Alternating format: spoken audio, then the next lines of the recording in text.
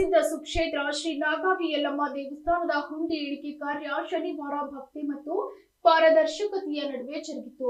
ಬೆಳಿಗ್ಗೆ 11 ಗಂಟೆಗೆ ಆರಂಭವಾದ ಎಣಿಕೆ ಪ್ರಕ್ರಿಯೆಯು ಸತತವಾಗಿ ಸಂಜೆ 5 ಗಂಟೆವರೆಗೆ ನಡೆಯಿತು. 2025ರ ಆಗಸ್ಟ್ 4ರಿಂದ 2026ರ ಫೆಬ್ರವರಿ 21ರವರೆಗಿನ ಅವಧಿಯಲ್ಲಿ ಭಕ್ತರು ಸಮರ್ಪಿಸಿದ ಕಾಣಿಕೆಯಿಂದ ಒಟ್ಟು 14,73,160 ರೂಪಾಯಿ ಸಂಗ್ರಹವಾಗಿದೆ ಅಂತ ದೇವಸ್ಥಾನದ ಅಧ್ಯಕ್ಷರು ಹಾಗೂ ತಹಸೀಲ್ದಾರ್ ನಾಗಯ್ಯ ಹಿರೇಮಠ್ ತಿಳಿಸಿದ್ದಾರೆ. ಈ ಬಾರಿಯ ಹುಂಡಿ ಎಣಿಕೆಯಲ್ಲಿ ವಿಶೇಷವಾಗಿ ಮಲೇಷಿಯಾದ ದೇಶದ ಕರೆನ್ಸಿ ಪತ್ತೆಯಾಗಿರುವುದು ಕಂಡುಬಂದಿದೆ.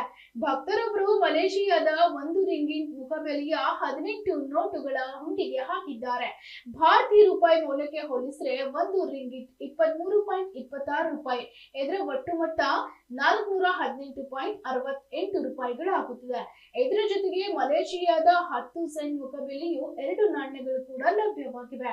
ಅಂತಾರಾಷ್ಟ್ರೀಯ ಮಾರುಕಟ್ಟೆ ದರದ ಅನ್ವಯ 20 ಸೆಂಟ್ ಮೌಲ್ಯ ಸುಮಾರು 4.65 ರೂಪಾಯಿಗಳಾಗಿದ್ದು, ವಿದೇಶಿ ಕರೆನ್ಸಿಯ ಒಟ್ಟು ಮೊತ್ತ ಅಂದಾಜು 423.33 ರೂಪಾಯಿಗಳಾಗಿರಲಿವೆ.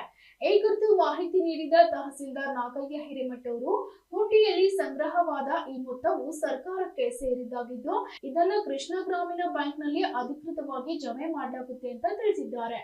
ಸುದೀರ್ಘ 6 ಗಂಟೆಗಳ ಕಾಲ ನಡೆದ ಈ ಎಣಿಕೆ ಕಾರ್ಯದಲ್ಲಿ ದೇವಸ್ಥಾನದ ಆಡಳಿತ ಮಂಡಳಿ ಸದಸ್ಯರು, ಕಂದಾಯ ಇಲಾಖೆ ಸಿಬ್ಬಂದಿ ಹಾಗೂ ಬ್ಯಾಂಕ್ ಅಧಿಕಾರಿಗಳು ಪಾಲ್ಗೊಂಡಿದ್ರು.